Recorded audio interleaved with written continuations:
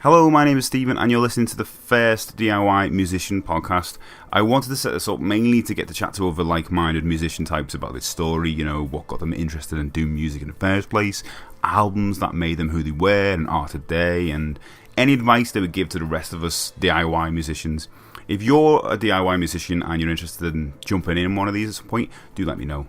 Also, if you want to read more about getting your music out there, then I've come up with loads of tutorials on my website, mrstj.co.uk.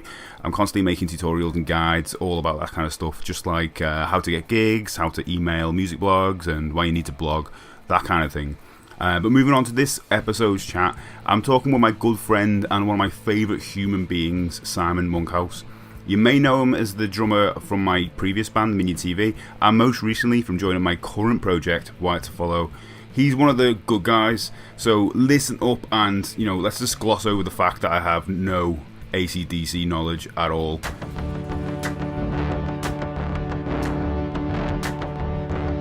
It's not quick in Nando's, is it? You don't go in and get, Nando's in 10 seconds. I've been once, by the way. It's not the same dirty pleasure as KFC either. It's not. I've been once, and I don't know if I mentioned this. I went once and with Barry, and we got our orders mixed up, and I got the most hottest or spiciest, and Barry got the most mildest. At Nando's, he's talking about. Yeah, and because I don't eat spicy food at all, and I came out with blue lips for this reason, and Barry was like, "That's fine, everything's fine." I was like, but he thinks it's fine. I just had the mildest one, and the mildest one is kind of spicy. I don't think it is though. I think they're gonna make one which isn't. Because I came up. I have the hottest in Nando's. Do you? Do you like spicy food? Yeah. I never used to so much, but since I've been with Sal, because she loves spicy food. It's in her blood, isn't it? Being Portuguese. I like it now. Yeah, I get extra hot chicken and then get the extra hot sauce. Oh my god! Don't you? I don't know. It tends to burn on the way out. Oh, I was about to say, right? Because when you're a kid, you can fall over and break every bone, but you don't. You just I did as well. Oh, did you? Yeah, pretty much. We'll get into that. But now it's as you get older, I say as you get older a lot. Do you know what I mean? Now I'm older, and I'm if I look at some food, I go, oh, I shouldn't eat that. Oh, that's going to give me heartburn. Yeah, I'm going to... keep me I'll pay for that. Yeah, I get a headache from that. I get headaches from everything. I get headaches from this decaf, which is weird. I get more... You may as well just have the caffeinated coffee. I get more headaches from the caffeine. So it's like I like the taste of coffee. It's a scale, is it? Yeah, it's like a balance. I've got to have some coffee. I drink tea more, to be honest, I don't get any problems from that. Yeah, well, I did that as well. While Sal was pregnant, I gave up caffeine. Really? Yeah. And I found it worked. I found it levelled off my... So why did you do that? Because Sal gave up caffeine, so I did it out of sympathy. Yeah, both of you. I didn't give up alcohol though, because that was too far. but now, because having Ben little and I now smashing coffee again. Wow. It gets me through the day. Is Sarah back on the coffee as well? She's never been a big coffee drinker. Oh. She drinks gallons of tea. Oh yeah, it's like gallons. Lynn's, yeah. Lynn's will drink she'll kill me for saying this, but she'll probably drink about 10 cups of tea a day. Oh yeah, easy. Yeah. He's Sal will do that. No. She'll walk out of the room, put the kettle on when she's gone to bed, and you're like, "What are you doing?" He's just so used to putting the kettle on. It's like when I leave the room, I put the kettle on. You're going out. You're leaving. It's weird. So music, you said what are you listening to? This might be surprising, but the new Pure Comedy by Father John Misty. I don't know if I like him. I really like it. It's very reminiscent. There's more than a little Elton John in there. Oh, early Elton John. I think and a mix of sort of Elton John and I'd say Sgt. Pepper Beatles. Right. If the two of them had grown up in rural America. Because the issue I have with some music, which isn't he's definitely something I don't really normally listen to. Yeah, same. So it's hard to kind of get an anchor in there. Kind of I need a track. I need something. There must be a Rosetta Stone or something that makes me go, oh, and now I'm in there. I did that with Radiohead with Creep when they first came out.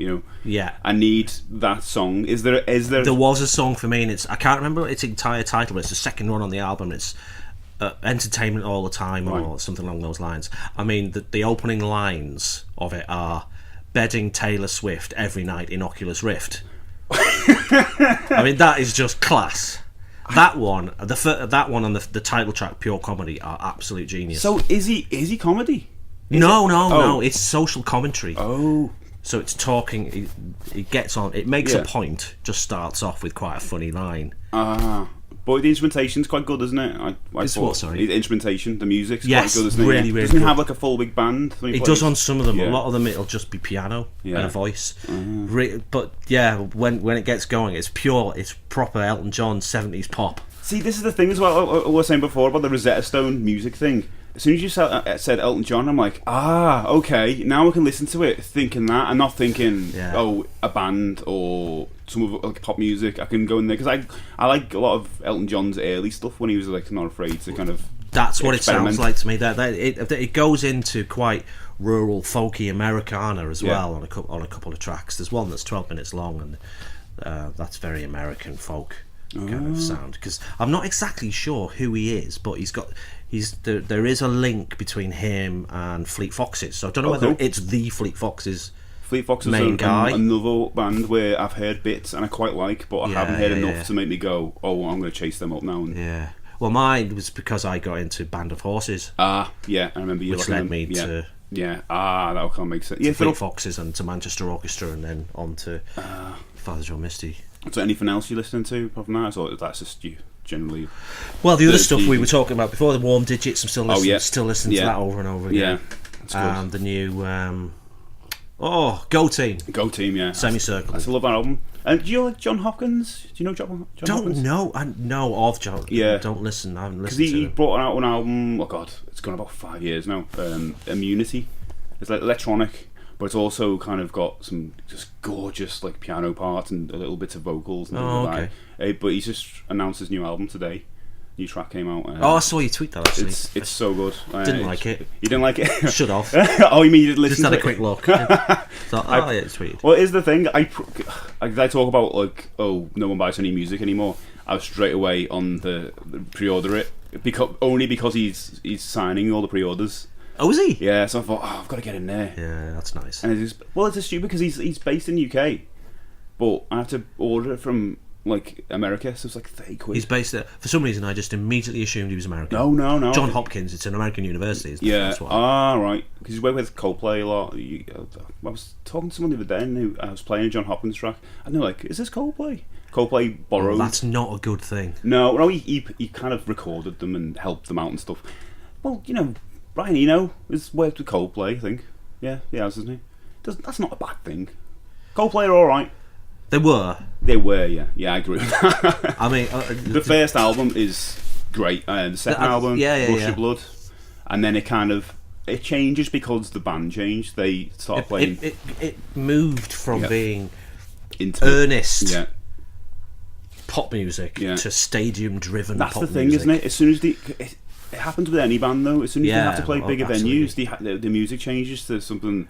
I know you two. I love the Joshua Tree album.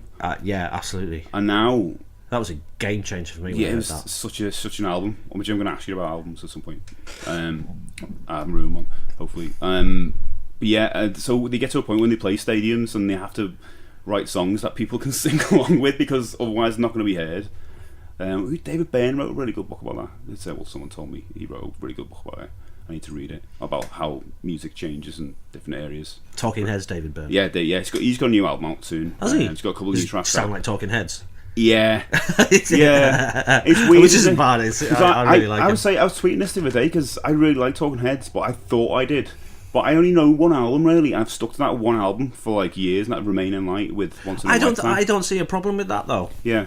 There are some bands that I like, but I only like what I don't like the band. I like that album. Yeah.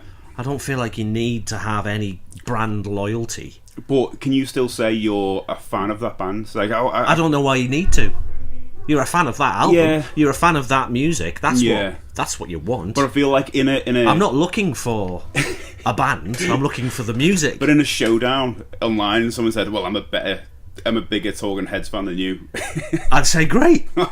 Have it. Yeah. You probably are. I feel like I need to go to Wikipedia and read up and go, well, actually, cheap. I mean, I think everyone gets onto something. Like I was a big Muse fan for years, but even that they've gone. Yeah. They've gone too big. They sound too big. It's a really strange thing to say, but they sound too famous. Yeah. Now. Yeah. Even the song titles are pretentious. Yeah. So I like them when Thought Contagion. It's a bad song title.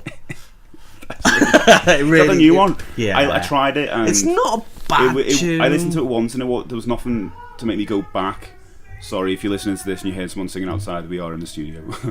There was nothing to make me go back. Someone doing the Circle of Life outside. Yes, Elton John and Father John Misty outside. What was I saying? What was we talking about? God, that interrupted me. The new Muse song. Oh yeah, the new Muse song. There's nothing to make me go back, so I didn't listen to it. But I liked them when they first came out. And they had, remember, Unintended. That was a nice. That album. Yeah. Somber. Yeah, that was the first one. Yeah, brilliant. You probably like it. Was quite Radiohead. It was quite poppy Radiohead. A lot of people were saying, "Steve, you've got to listen to this. It sounds like Radiohead." And I was kind of like a little bit. Well, I was like, my Radiohead, keep them away. You know, like get like that with some bands. And so that I think it's a Pablo Honey. Yeah, it kind of made me like stay away from it a little bit. And then I heard Plug In Baby, and I was like, what? The riff on Plug In Baby is tremendous. Is that an Origin? For me, is that on the first album or Origin? Second on Origin. That's an Origin. Origin is probably their best album. Oh, good, because I love Newborn on there. I think Absolution is their best musical album. Yeah, I don't like the heavy stuff. I don't know what it is. It kind of puts me off. I think Stockholm Syndrome. They do it in a way that works, and and I love Stockholm Syndrome. But my favourite song is Ruled by Secrecy, which is big orchestral piano and building. So that is such an amazing song. Do you know you're gonna hate me because I didn't like them for years, and then they brought out that Madness track, the one that sounds like Queen. That grew on me. I didn't like it at first. When I first heard it, I thought so cool. I love Queen, and it was obviously like a nod to them, but with all the harmonies and things. But I thought it was such a good track. Like they wrote a good pop song. A band like that. Yeah. I mean, their last album, Drones, was a belter as well. Was it? Yeah, really good. Really good. I didn't give it a chance. I think it the tour was out of this world. Yeah. Did you know? I saw a video recently, and they brought out what's his name, the singer from ACDC, Angus Young, I want to say, the Norwegian guy, from ACDC. The what? The Norwegian guy from ACDC, the singer. The singer? The singer's a Geordie. Oh, Geordie? That's what did I say? Norwegian, sorry. I mean, it's not far from Norway. I think I wanted to say, like, Norwegian. It's not Angus. Angus is the guitarist. He's called Brian, Brian, that's the one. Were you there at that gig? No. That was good. That was a great, it was brilliant, because apparently he's, lost his hearing or something now. Oh, yeah, he's good. Yeah. But you couldn't tell. He was brilliant. Absolutely brilliant. And there's a bit where at the end where he's going off stage and the rest of the music is still playing away the rest of the song, and it looks like he's just gone off, but then the song stops and the guy from music, what's his Matt Bellamy? Matt Bellamy, yeah. He runs over and jumps on him and gives him a massive hug, and I was like, that's nice. That's really nice. So music, that's done. I want to talk about. We have covered all the music. Yeah, that's all the music. I want to talk about what got you into music. So I want to go all the way back, and I want you to talk about your earliest memories of music. Like, what do you remember? Like, what was your first? Wow, I like music. You must be a record someone put on. You went, oh, what's this? It's such a tough question. I mean, the first record I ever bought was Stand and Deliver. Oh, what? Adam and the Ants? Wow. First record I ever bought with my own money. But my earliest memory of music was sitting. My dad is big into music. He was a musician when he was younger, and he loved his music. And we used to sit on Sunday evenings when they had the top 40 on the radio. And we used to have Sunday tea in the front room, little table and sandwiches, listening to the top 40 every Sunday. That's amazing. So with my dad had to be ready with play and record. Oh, did you record? Oh, that's it. We should shut this podcast down now. Everyone did that. Try and get in there before he talks over the song at the end. But that's my sort of first memory. And he had a massive record collection, so I was always listening. Were you allowed? Did he let you do it? Yeah. I had a record. He wasn't player. that protective. No. His records were to be played. Yeah, good. He didn't even keep them in the posh sleeves. Because he just put them in white sleeves most of the time. Because wow. So I was always listening to stuff he had, and I was listening to all sorts. I mean, I remember listening to Glenn Miller when I was a kid, because I thought that was fantastic. Wow. Pennsylvania 65,000 and stuff like that, because I don't know, it was really big sounding music. It was different to what you were hearing on the telly, and I think that's what I tried to do through my life, is just listen to all those different kinds of music. Because you didn't have any outside sources telling you, oh, this is what's cool, this is what you should be listening to. And when you get in your teenage years, and then it's all your friends are saying you should be listening to that. So all you had was your dad and his record collection, and you went through it yourself, kind of thing. Yeah. Wow. So how old were you then? This is 10. Wow. And you were putting records on it. Actually, what I can remember now, but he had some. It's just early days of CDs. I remember he had some compilation albums. One was Motown Classics. Nice. And one was Atlantic Soul. Nice. And I just played those to death, absolutely to death, because I hadn't heard Motown up until that point, being a kid. Yeah. So then when you started listening to it, it was amazing. And then I found his Sgt. Pepper vinyl. Oh. And that was just, as a kid, what an interesting album that is when you're a child. Yeah. It's just fantastic, because there's so much going on. It's hilarious. I remember listening to the Beatles for the first time and in bed, which is weird. Someone gave me a compilation. My first experience of the Beatles was the blue and red compilations. Do you remember them? The best of the Beatles, as Alan Barker would say, at that point. And I was just amazed with the stereo, music going left to right, and I had a stereo where you could turn it. I thought that was amazing, because you could do a slider on my record player and just turn it off. Just in bed, and I've never heard music up to that point, which would kind of mess around with the stereo field, because everyone was kind of mono, all that pop music at that time. But it'd all been really quickly produced. Yeah, it was mass. And then you heard something in Sgt. Pepper's, and it was just playing around with all the field around you, and I thought it was magic. I'd never heard anything. I just remember getting tingles in bed, which is a weird thing to say, but I thought it was just magical. So after did you become a Beatles fan after that? I wouldn't say I became a Beatles fan. Yeah. I enjoyed listening to it, and I listened to the other Beatles albums that my dad had around. The thing that when I was young, I wasn't a massive music fan. Yeah. That came later on. I just listened to stuff. I never really became a fan. Yeah. I think the first band I became a fan of was sort of in my early teens, was Simple Minds. Okay, yeah. And early U2. Which kind of makes sense. Yeah. I always thought Simple Minds were a bit gutted about U2 taking the crown, because they were kind of competing against each other. You always see old videos of them both at the same time. Probably. Yeah. But U2 kind of won it. So at that point, what made you go, oh, I want to play drums? How longer after that was it? I didn't play drums. I think I probably always liked the drums and the sound of the drums, but I never played drums until I was in my teens. I got into drums via orchestra, because I was a trained viola player from a young age. And I played in the local district orchestra, and played in the county orchestra, and I became friends with the percussionist, and she showed me the drums, and I absolutely loved it, and just wanted to play the drums. Why that over any other instrument though? Is it just, I don't know, I think it's the drama of it. I think I find it exciting, and I probably didn't realise then, but I like songs that get driven by drums. It doesn't have to be heavy drums, but you can feel that the drums have got a heartbeat. I was originally thinking, when you mentioned the Motown, I was thinking, the drums in the Motown songs are it's lots of drums and lots of bass, very rhythmical, and that's got a heartbeat running through it.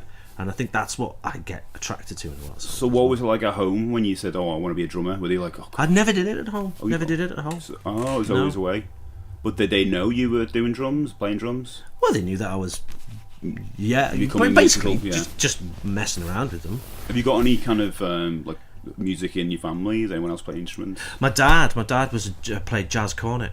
Wow. Okay. Yeah. Wow. Have you never thought of kind of doing some collaboration with him? I never saw him play. Yeah.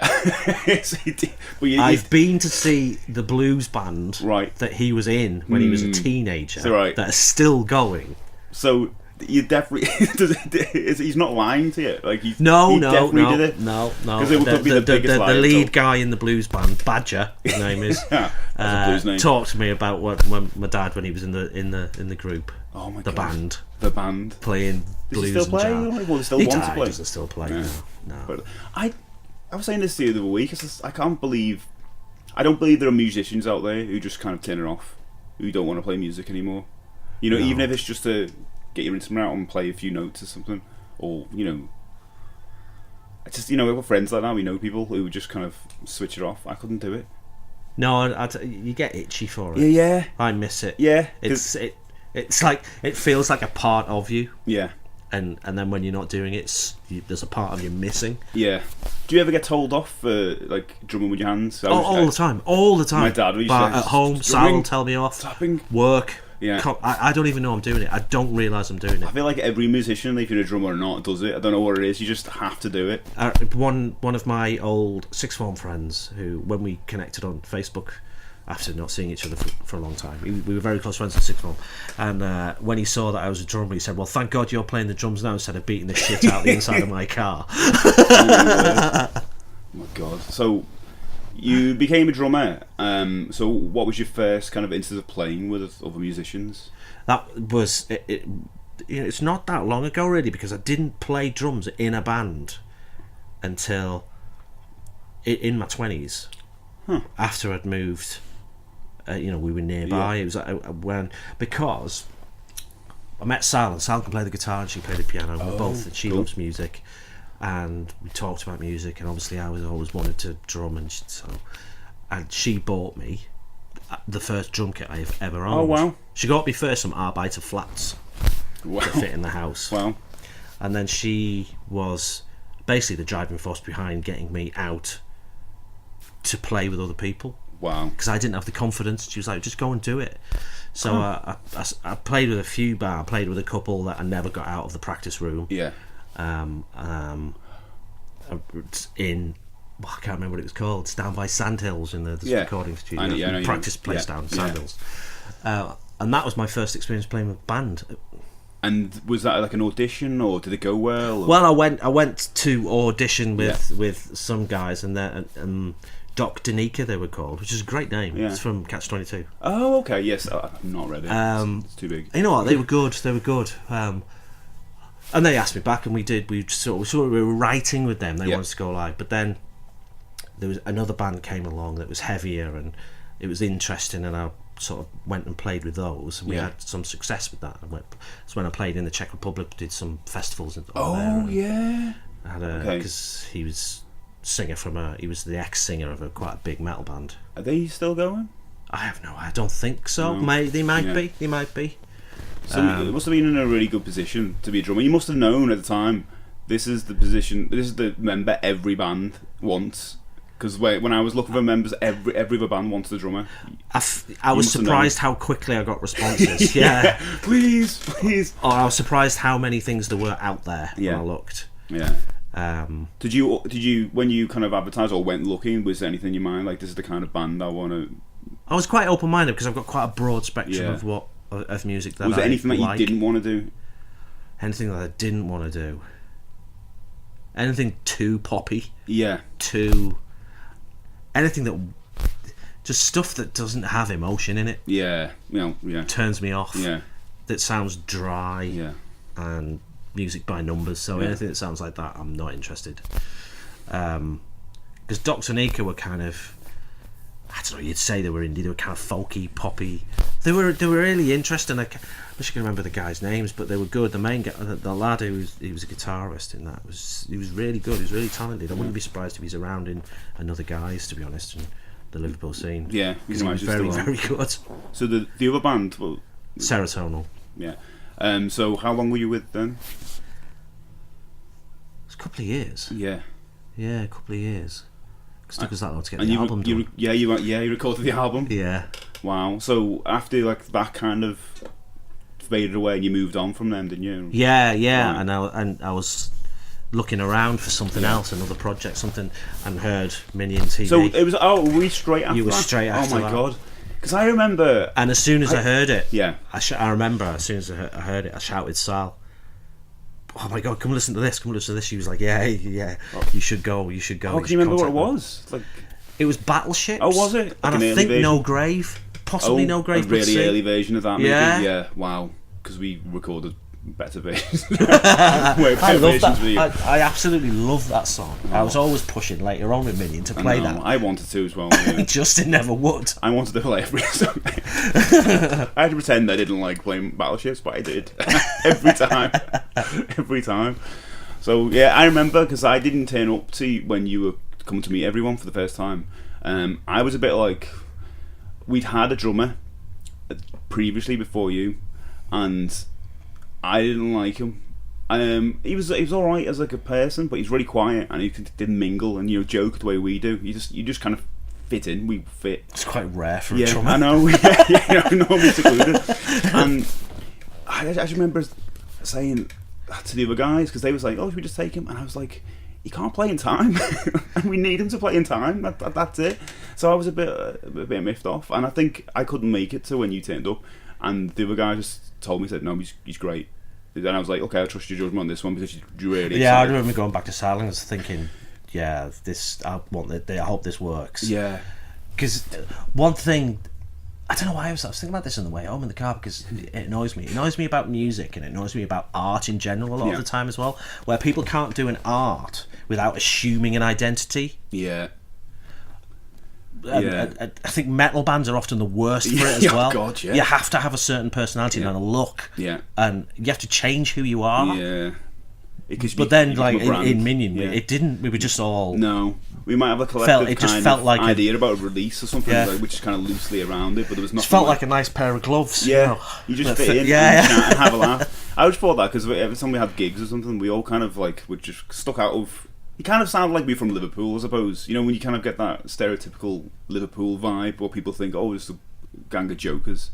I thought that. I mean, even though you're not really from Liverpool, are you? No. And Justin isn't. So it's just me and Barry, because like Sean was Welsh. So I don't know what I'm talking about, really. It was just me and Sean Barry. Was Welsh? Yeah. Like he's not anymore? No, he's definitely still Welsh. He's Norwegian. He's Angus Young. Well, while I was in Serotonal, because Sarah was now doing a PhD at the university, so she joined Band Society. Oh, right. And I was studying as well. I was doing my financial management stuff at so I went along as well. Yeah. And I became a... I wasn't a vice president. Sarah was one of the presidents. Ambassador or something, maybe? And I just used to I was looking after the drums, and I was in the committee band. Yeah. So I was playing with all of these musicians. Yeah. That Sal basically got me involved with, and then we did the committee band. I was playing with Sal. She was playing guitar and singing, and then we formed a band. Yeah. That was running parallel with Minion, Pocketbook Heroes. Oh yeah, yeah, which was fantastic. Yeah, what a ball we had. Yeah, that's so weird, isn't it? Because you actually formed that while MINIONTV was still going. Yeah. It's kind of what we kind of did Wired to Follow slightly like the same time as well. It's just, I don't know, because that just spawned out of the Band Society. It's strange that, because in any other, and that shows kind of what kind of people we were or are doing the Sean thing.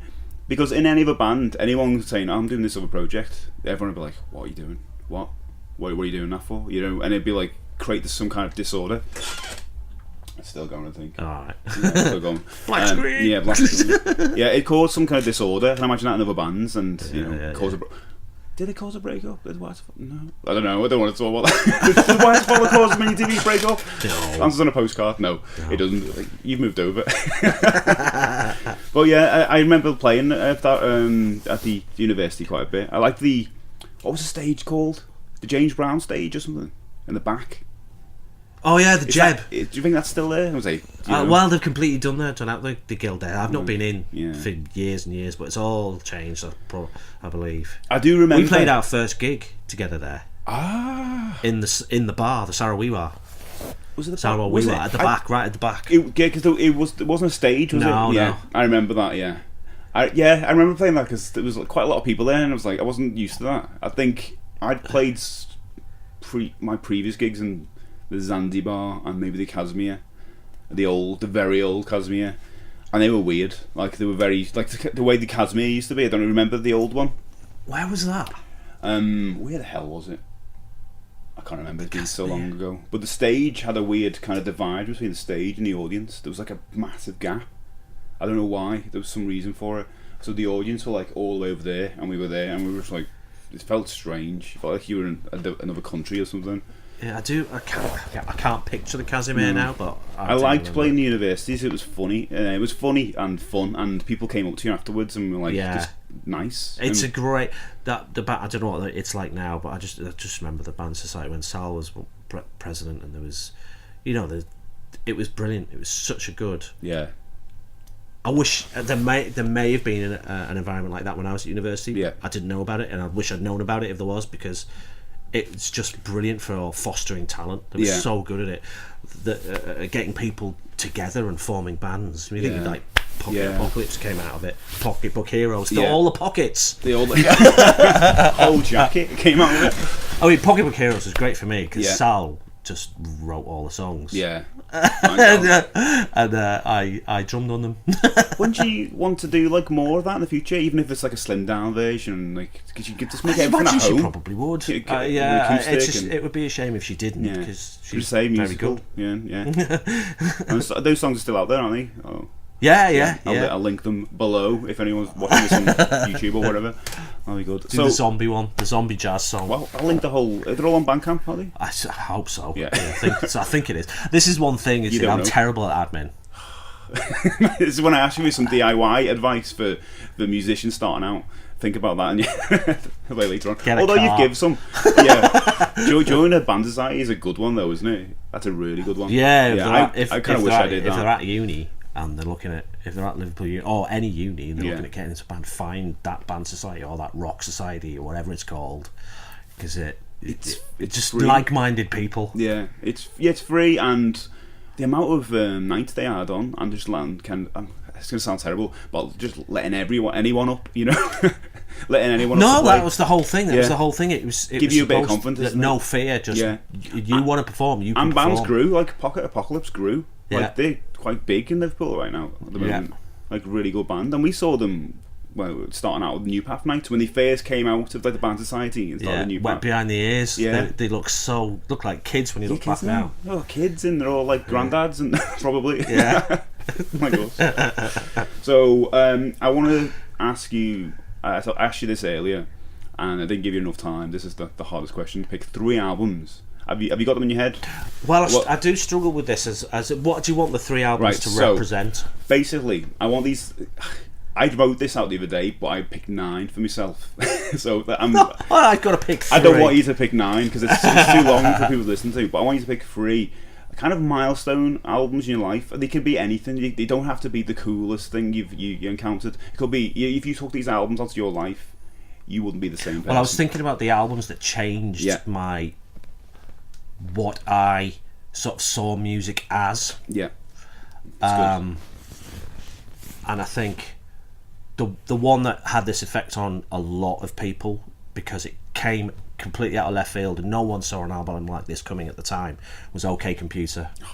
Yeah. Because you heard that, and especially after The Bends, which is very guitar driven, quite straightforward really, guitar music, and then OK Computer comes out. It's like, what the hell? It was like seeing a UFO. It was, yeah. I was blown over. And just listened to it with my mouth wide open, thinking, this is amazing. I've never heard anything like this before in my life. And the beauty of it is like you're not supposed to get it straight away. I can imagine. Well, I remember reading. I think it was like Smash Hits or Q or whatever at the time. I'll say Q because it was cooler. They did a review of it, or what other musicians thought about OK Computer, and I remember what's this? Ian McCulloch off Echo and the Bunnymen. Yeah. He's a nice guy. But I think he called it rubbish, absolutely rubbish, and the song titles like terrible. But he probably, maybe that was his first listen. Maybe he thinks, wow, I've another listen, because it is a remarkable album. I'd be surprised if he still thinks that. Coming from the guy who wrote Killing Moon. Exactly. It's always stuck in my mind, because I remember thinking, you wrote that song and you're saying that, but maybe it was just an unfortunate soundbite at the time, and he just looked at it, the song title, Subterranean Homesick Alien. What's that? That's not a song, Yeah. Because they did change the landscape of like what bands can go and like experiment, and you don't have to write 3-minute indie songs. And Radiohead have always done that, and they kind of stayed at the sidelines while all the other bands go through movements and kind of fade away. Yeah, and they put over an image that you didn't need an image. Yeah. which was nice as well, Yeah. especially when you're coming out of the 80s. Yeah. And even the 90s Britpop scene, which was just like, oh my god. Some of the music was good, but it's like, lads, just... That was can my everyone time. just relax? That was my time. I was like, I had the Oasis glasses and everything, which were Beatles glasses, and I totally succumbed to pictures that. or it didn't happen. Yeah, I can lie and say Oasis didn't get me into playing the guitar, but they did. I did. I joined music class in school because of Oasis. That's it. To you, that's like terrible. Yeah, I was never a fan. To Live Forever does nothing for you. No. All right. What's your second album? I'm gonna say Just for a Day by Slowdive. Okay, good pick. Because again, that was another album where I was just, this is awesome. You got me into Slowdive. Another band you got me into. It's their first album, I think. It's their first album. Do you remember what big tracks were on it? Yeah, Ballad of Sister Sue. Okay. Which is amazing, and this is gonna bug the crap out of me now. Is it Machine? It's like the song that I heard that made me get the album. Right. And now I can't remember what it was. Well, it was. we have the internet. Yeah. Let's have a look. Where's my phone? There it is. Go on, you look. You're faster.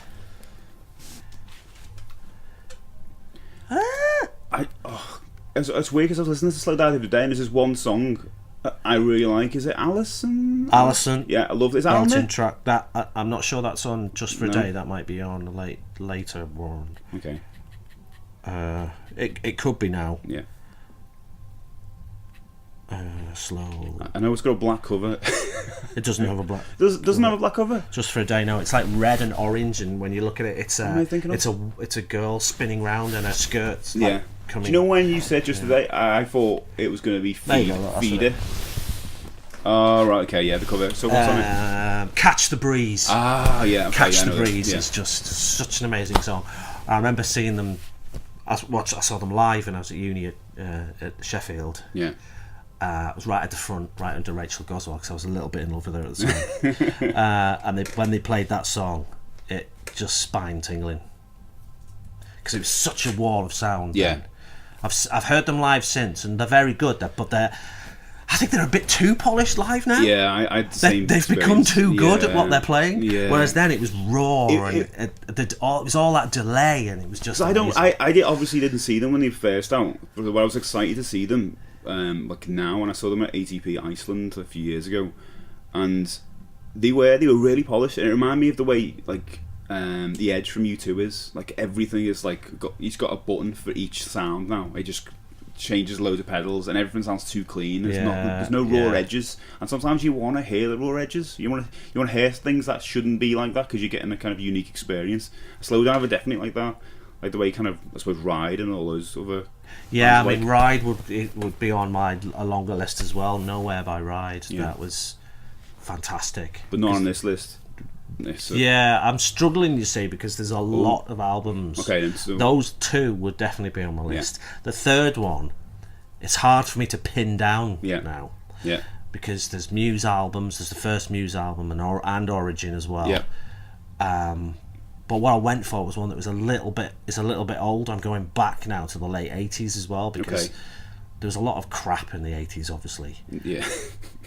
But then I heard a song by Talk Talk. Oh, okay. I was hoping you'd go Talk Talk. Yeah. And there's an album called The Colour of Spring. Yeah. And it was just so different. It was so clever. Yeah. And it was just a brilliant album. And I've picked that one over It's My Life, and everyone knows that song because I heard the songs on Colour of Spring, like Dum Dum Girl and Such a Shame, before I heard It's My Life. That's what got me into listening to It's My Life, and then Laughing Stock and Spirit of Eden. That is another band that you got me into. Like, weirdly enough, you picked two kind of bands. I knew It's My Life, but that's all I knew of them. Yeah. And then I can't remember which album it's on. I've got them on vinyl. It's got Newgrass. Is that the song? Newgrass is on Laughing Stock. Laughing Stock. That's my favourite song by them. Absolutely beautiful. You know, they did Laughing Stock to piss off the record company. Oh, really? Yeah, because they did Spirit of Eden. Yeah, Spirit of Eden's fantastic. And then the record company didn't like it, hated it. Oh my god! Because it wasn't commercial. It's been because they were they were sort of on the edge of being commercial and edgy. Yeah. They had this new I suppose sophisticated, for want of a better word. Sound wasn't cheap and throwaway like a lot of the 80s stuff. And then they did Spirit of Eden. The record company just said, you're doing a commercial album, or we're dropping you. So they basically stuck 2 fingers up at them and did Laughing Stock. Oh, it's and got dropped. harder to listen to. Spirit of Eden is like people say it's the first post-rock album. Yeah, I've read that as well. I think someone coined that phrase when they were talking about that album. That's where it comes from, which is insane. I think, where would we be without that? you know? Yeah. It all goes back to that album. I mean, I still listen to Colour of Spring. I just think it's a great album. It's a proper pop album. Yeah, but it's really clever. It's just a brilliant album. You're picking that because if you wouldn't have listened to that, you wouldn't have gone. I think that was I wouldn't have got onto the rest of them, and that was forming my trajectory into being interested in music. Yeah, because it wasn't until Sixth Form and like Slow Dive and then Radiohead where that's when I was really interested in music. Before then, not so much, but Talk sort of started to raise my curve of interest. They're all cool albums. Can you pick one album? And this is on It's Better Remember, right? One album that other people wouldn't think that's cool, but it's in your history and you love it, but you think one album that is in my history and I love it is I think it's a self-titled Sixpence None the Richer. Oh, is it Kiss Me on there? Yeah. I love that album, and there's some bloody good tracks on that album. I know that one song. Well. Did he do more? But Kiss Me was played at mine and Sal's wedding. It was like our song. I bought her a copy of the CD single Kiss Me when we were first dating. So it goes back to that. All right. Yeah. I've got lots of. You've managed to make that cool though. There's a couple of really good tracks on that as well. It's not like Star Trek or something like that. You know, we can go back and go, I love that album. But yeah, I think that'll do for this chat. Thanks for being on my first podcast, my first DIY Thanks music for inviting me. It's good. I got a coffee out of it as well. You got coffee, and how long was that? Probably about an hour, maybe. Was it? Was it? I don't know. It sounds like an hour. It feels that long because it was me. It was forever. It's me talking. But anyway, thanks for listening, everybody. And I'll see you next time. Later.